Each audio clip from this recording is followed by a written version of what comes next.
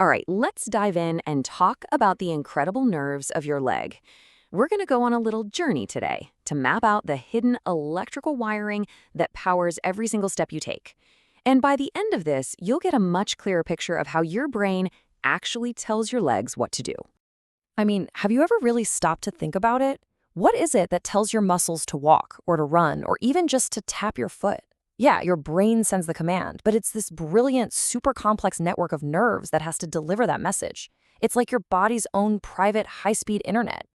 And believe it or not, it all starts right here. Now, I want you to get this image of a random jumble of wires out of your head.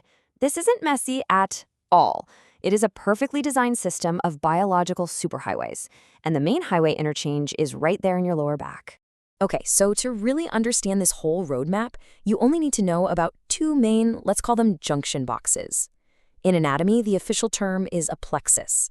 But basically, every single nerve we're going to talk about today branches out from one of these two spots. So let's start with the one in the front, the anterior root. So this is our first superhighway, the lumbar plexus. This whole system is responsible for the front and the inner parts of your leg. You can think of it as the control center for moving your leg forward and pulling it inward. Now check out its location. This crucial nerve network isn't just floating around in there. It's neatly and safely tucked away inside a major hip muscle called the psoas major. And all its wires? They're formed by nerves coming right out of your spine, specifically from the levels between your last rib and your lower back. Now, this lumbar plexus gives rise to a few important nerves, but to keep things really clear, we're going to focus on its biggest and most important branch. Let's just call it the star player for the entire front of the leg. And this is it, the femoral nerve. You can see it traveling right down the front of the thigh. Honestly, the easiest way to think about it is as the on switch for your quadriceps. You know those big, powerful muscles you use to straighten your knee every time you stand up or kick something? So what's its job description? Well, its main gig is powering those quads for what we call knee extension. Kicking a ball, climbing stairs, getting out of a chair, that's the femoral nerve working hard. But it also gives you sensation, the feeling on the front of your thigh. And it doesn't stop there. A branch of it keeps going all the way down into the lower leg just to handle sensation there. The other key nerve from this junction box is the obturator nerve. So while the femoral nerve is taking care of the front, this one powers your inner thigh, controlling the muscles that, you guessed it, pull your legs together. So that's the front covered. Now let's switch gears and head to the back of the leg to meet the real posterior powerhouse. All right, we're heading around to the back now. This is our second superhighway, the sacral plexus. And if the lumbar plexus was the anterior root, well, you can think of this as the massive power grid for the entire back of the leg, all the way from your butt down to your toes. And just like our first network, this junction box is also formed by nerve roots, but this time they come from a little lower down in the spine, from the lower lumbar and sacral regions. It's located way deep inside the pelvis, and it lies right on top of a muscle called the piriformis, which, as you might have heard, can sometimes be a source of trouble. And here is exactly why we call it the powerhouse. From this one network emerges an absolute giant of the nervous system. We are talking about the widest and the longest single nerve in your entire body. No joke. So, let's meet the main power cable itself, the sciatic nerve. This thing is so large, it's actually a bundle of several nerves all wrapped up together. At its thickest point, it can be about as wide as your thumb. It's huge.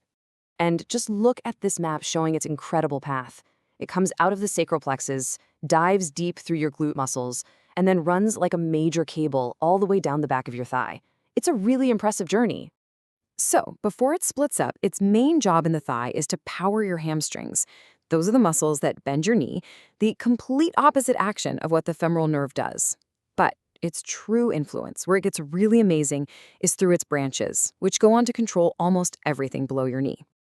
We can break its entire journey down into 3 simple steps. First, it forms from that big plexus. Second, it travels all the way down the back of the thigh.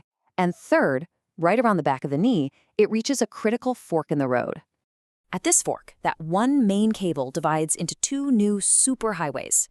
The tibial nerve travels down the back of your calf, and it controls the muscles that point your foot down, kind of like you're pressing a gas pedal. Then the common peroneal nerve wraps around to the side and front, and it controls the muscles that lift your foot up.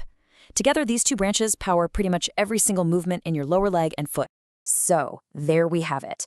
These two separate, really sophisticated systems, one for the front, one for the back.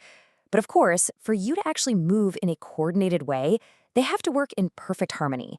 So let's do a quick side-by-side to bring it all together. This slide just sums it all up so perfectly. On the left, you've got the lumbar plexus. It's in the front, its star player is the femoral nerve, and its main job is to straighten the knee. On the right, the sacral plexus. It's in the back. It gives us that mighty sciatic nerve, which handles bending the knee and almost everything else below it. Extension and flexion, working together like a perfect team. Okay, so let's just recap the absolute must-knows from all this. Number 1, your leg runs on two main systems, the lumbar and sacral plexuses. Number 2, from the front, the lumbar plexus and its femoral nerve let you straighten your leg out. Number 3, from the back, the sacral plexus and its mighty sciatic nerve let you bend it and control your foot. And finally, and this is a big one, next time you hear someone mention sciatica, you'll know exactly what they're talking about. It's a problem somewhere along that massive posterior superhighway we just mapped out. So we've mapped the highways, we've identified the main power cables, which leaves us with a final and pretty critical question. Now that you understand the layout, you can start to imagine what might happen if there's a traffic jam, right? A pinched wire or some kind of damage along one of these crucial routes. It's really something to think about.